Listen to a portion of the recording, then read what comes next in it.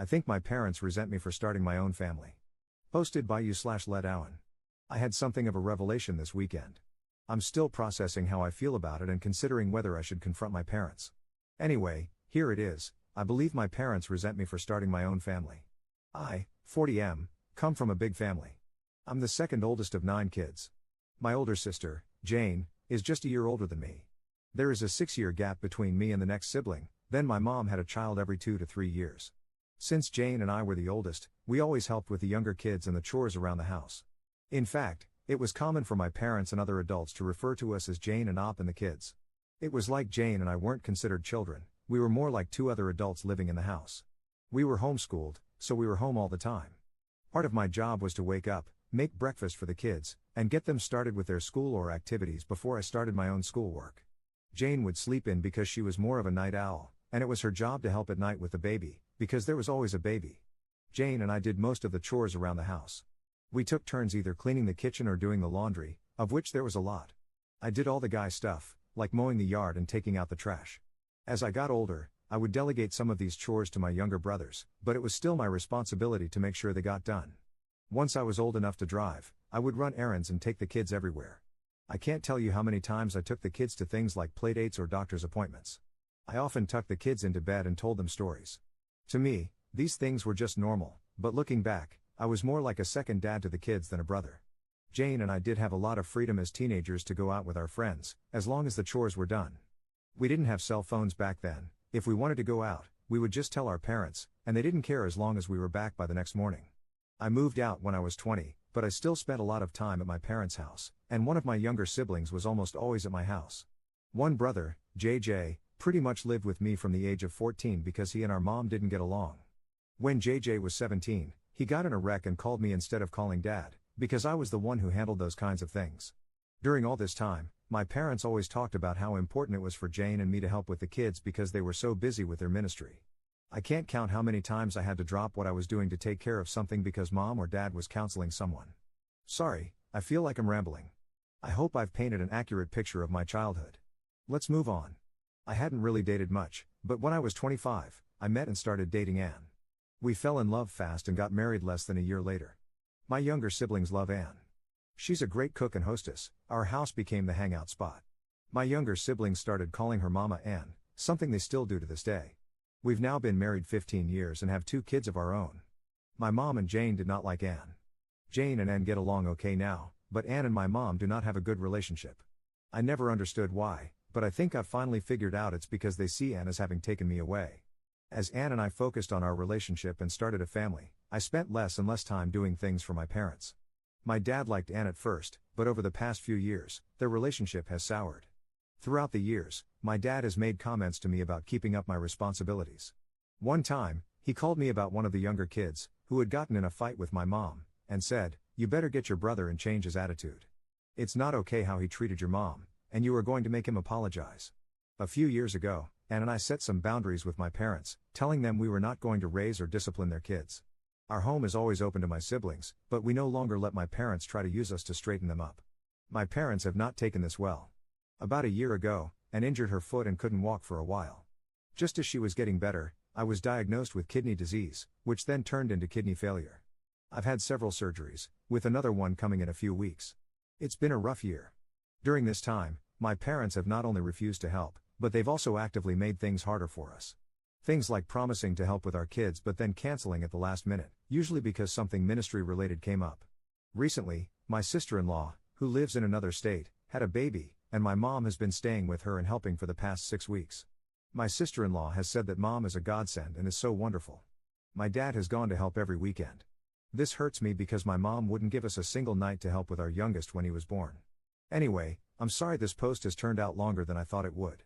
I needed to get some of this off my chest. This weekend, I was talking to another sister and telling her how I don't understand why Mom and Dad don't treat me like they do the rest of the kids, even Jane. It's like I'm not one of their children. And it just kind of hit me that they resent me for getting married, starting my own family, and leaving them to raise their own kids. Part of me is relieved to finally realize why they treat me like they do, and part of me is sad. I'm kind of scared about this upcoming surgery, and I really wish I had a parent I could talk to about it. But I don't feel like I have parents, just some people I co-parented my siblings with. /relevant comments. Commenter. Your parents used religion as an excuse not to parent. It was extremely poor parenting, and it was wrong of them to expect you to do the job they should have been doing. Your parents need a wake-up call about their selfishness. Hit them hard with what they've done wrong, then go no contact. You don't need that kind of negativity in your life. Ops response. That's hard to hear, but you might be right. Commenter 2. Your parents seem so absent from your life. I am so sorry that has happened to you. Take this time to focus on your real family, your wife and kids. That should be your priority now that your folks have revealed themselves for who they really are. Parentification is a type of abuse and neglect, and you've certainly suffered from it. Ops response. Absent from my life is a very good way to put it. Even though I see them frequently, they have no idea what is actually going on with me. When I had my first surgery last year, my mom told people, Op is having a surgery and has to do treatments for a few weeks, then he will be all better. I had to call her and say, Mom, stop telling people that. The surgery is to have a port installed in my body so I can do treatments which I have to do for the rest of my life. I will not be all better in a few weeks.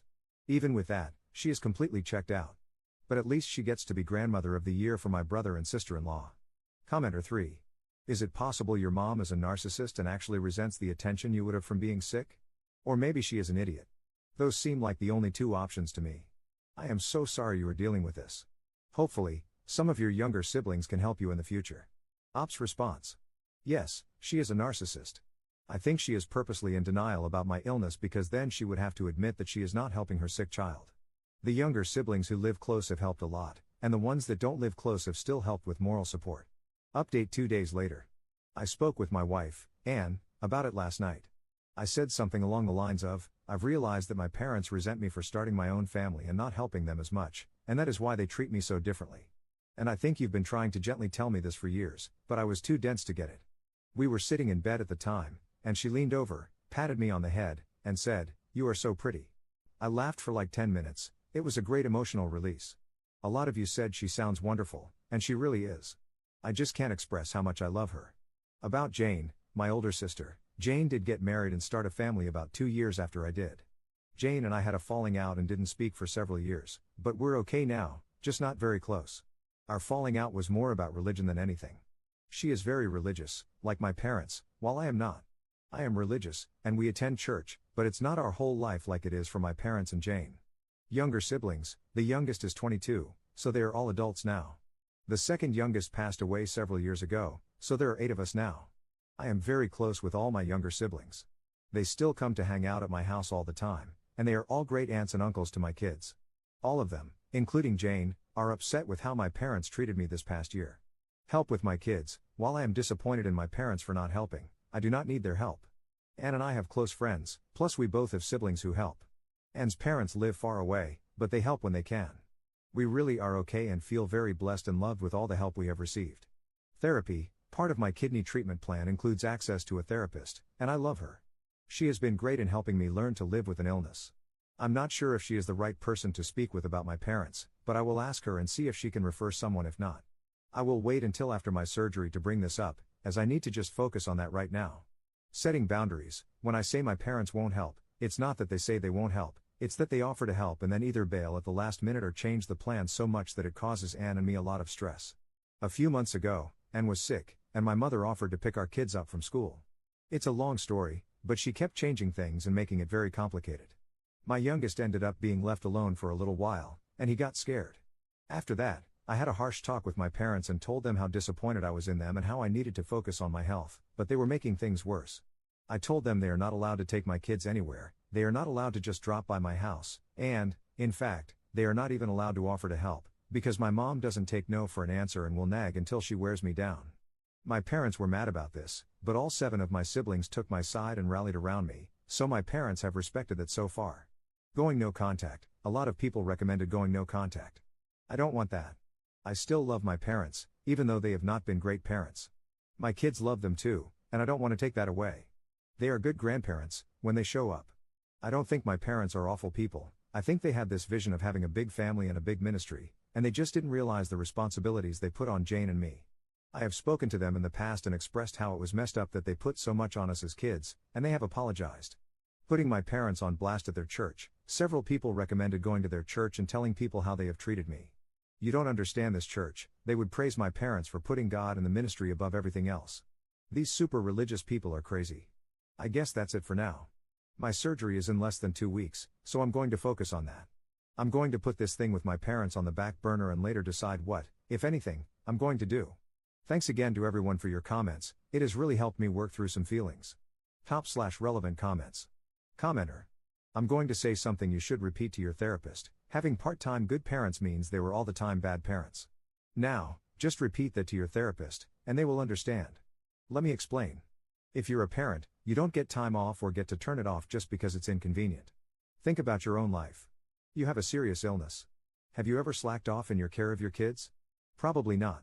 It might have changed how you did things, but you were still a good parent 99% of the time, 1% for times when we mess up.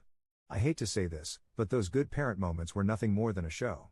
It's a form of gaslighting. Second update 3 weeks later. Thanks to everyone who reached out and wished me a speedy recovery. My surgery was last week, and it's going better than expected. All the surgeries and treatments over the past year felt like they were just keeping me alive, but with this surgery, a kidney transplant, I feel like I'm working towards getting my normal life back. It's been hard and painful, but I was expecting it to be worse, so I can't complain at all. Anne is always telling me that she doesn't get enough credit for being funny, so the fact that so many of you laughed when she told me I was pretty has made her happy. She said, "I like these Reddit people." This whole post started because I was having a conversation with one of my sisters, I'll call her Six, since I can't keep making up names. Plus, she's following this thread and will hate that I'm calling her that. Six had a fight with our parents, and I was sharing with her that Anne and I had recently set strong boundaries with them and encouraged her to do the same. So, she did, and they didn't take it well. This led to several conversations with different siblings, and both 5 and 9 also decided to set some boundaries. It has also led to other siblings deciding to confront our parents about how they've treated me this past year while I've been sick. Jane, the oldest, called me the day before my surgery to check on me, and we ended up talking about our childhood. We haven't been close for a number of years, but I feel like we bonded on this call. It was interesting talking to her as an adult and reliving some things. She's been in therapy for a few years, and she said sometimes she'll be talking, and her therapist will stop her and say, "Jane, you just casually rolled through some messed up stuff. We need to stop and unpack this." For a long time, I blamed her for the way she treated me when we were younger, but now I'm beginning to understand that she was also just a kid trying to cope. I have a lot more grace for her now. We've been texting a lot over the past few weeks. My parents did visit after the surgery, but we didn't talk about any family drama. My siblings have said they're not taking these new boundaries well at all. I hope that one day they wake up, realize that all 8 of their children are disappointed in them, and work to be better people, but I'm not holding my breath. It seems they're placing all the blame like they normally do. This is just an attack by the devil. Anne and I decided that, moving forward, we're going to continue low contact with strong boundaries. With such a large family, going no contact would be hard and create a lot of awkward situations where we'd still have to see them. We've also talked to our kids, and they've both expressed that they want to have a relationship with their grandparents. While I don't expect my parents to change, I do believe they'll respect our boundaries. My attitude toward them has also changed. I no longer feel like I owe them anything. We'll continue a relationship with them because it's what's best for my family, not because they deserve it. Lastly, I received a recommendation for a family therapist, and I have an appointment scheduled for next month. Third update 2 years later. I have tried a bunch of times to write an update, but I end up either not being able to find the words or I ramble for 10 pages, mostly about my health. I'm just going to push through, and I hope this makes sense. Shortly after my first post, I had a kidney transplant, May of 2023. Recovering has been the main focus of my life, but it is not the point of this update, so I'll try to keep this part brief. Things were great just after the transplant, and I recovered much quicker than anticipated. Then I got a stupid virus that caused some minor setbacks. That ended up leading to a bigger setback, and my body began to reject the new kidney. It was not a fun time, and I spent the holidays last year, 2024, in and out of the hospital undergoing various treatments. While the treatments were tough, they did their job. My body is now showing no signs of rejection, and the virus is under control. Maintaining my health and new kidney will be a lifelong journey, but right now everything is stable, and I'm feeling better than I have since before I started getting sick in 2023. I had talked about how my older sister, Jane, and I didn't speak for years, and when we finally did, we kept our distance. She had reached out after I made my first post, and I was starting to work through some things, and we talked about how we were raised. We had both recently learned the term parentification, and we talked about that. We trauma bonded, another term I had recently learned, and started talking more. Her family ended up coming to town late in 2023 and stayed for a few weeks, and we really got a chance to talk and connect. I had judged her harshly for things she had done during our childhood, but came to realize she was just a kid who was under a lot of pressure, Forced to raise a bunch of kids, and she was desperate to have some control in her life, and it just happened to be me. There were lots of tears and apologies on both sides because I was not always kind to her either. We have become closer than we ever have been and talk a couple of times a month. My family is going to visit her family this summer. Our kids are excited, as they have become close as well. I'm not sure how to tackle this next part about my parents. My first post was prompted because some drama with my parents and several siblings had come to a head, including how my parents had not been helpful while I was dealing with my kidney issues. We all banded together and set strong boundaries with our parents, which they did not take well at first. Someone said, "It sounds like you and your siblings are bullying your parents into being better people, and that might be the best way to describe what happened." Just before my surgery, I had a very blunt conversation with my parents. I had prepared for it and written out key points I wanted to say. I was not angry when we spoke and just clearly laid out several examples of how they had not only failed to help but had made things harder for my family while I was sick. I basically told them I did not need or want their help because I could not trust them. Something about that, and my siblings all coming together, seemed to make something click with my dad. He didn't say much at the time, but he also didn't defend himself or try to shift the blame. Over the next few months, they would text about once a week to check in. If we were feeling up to it, I would invite them to stop by, and they did. A few times they offered to drop off a meal, and we accepted. The few times I was not feeling up to it, they did not push. This was all part of the boundaries I had set, and they respected it. A lot of things started changing over that year. Honestly, I think someone showed them my post, my siblings all knew about it, and I think everyone in the comments calling them out had an effect. So thanks to everyone for that. They quit their church, which was a shocker to all of us. Mom called several siblings and asked for specific examples of how she had let them down, and actually listened and didn't defend or deflect. The last of the younger siblings moved out on their own, and that really changed the dynamic of their relationship. I can't say exactly when or why it happened, but over the course of 2023, things changed, seemingly for the better. My parents started doing more things with my kids and actually showing up for events. I saw they were making an effort and had a talk with them, telling them that if they really wanted to connect, they would have to find things my kids liked and figure out a way to participate. I told them they can't just plan something they want to do and expect my kids to tag along. My dad found a hobby that my oldest was interested in, and they have gone down a whole rabbit hole with that. My mom and youngest discovered a restaurant they really like, and they go there together. It's not perfect, but they are building a relationship that seems healthy. My wife and I are still cautious but optimistic. As for my relationship with them, I have just kind of disconnected emotionally. As a teenager, I read Ender's Game, and I related to Ender, in the way the adults were always setting him up so that he knew he would never have backup. He had to win on his own or die trying. I felt like that most of my life, no backup, no support from any adult, just me, and later my wife. I've built my own support system with my peers, and that's good enough. I'm glad my kids are finally getting decent grandparents, but I'll never have a serious conversation with my parents about what's going on with me. On hard days, I have my wife and a few close friends, and I feel incredibly lucky, as that's more than a lot of people. Well, I'm going to stop there before I really start to just ramble. Thanks to everyone who has reached out to offer support and kind words. Hearing stories from people with similar backgrounds can be very comforting.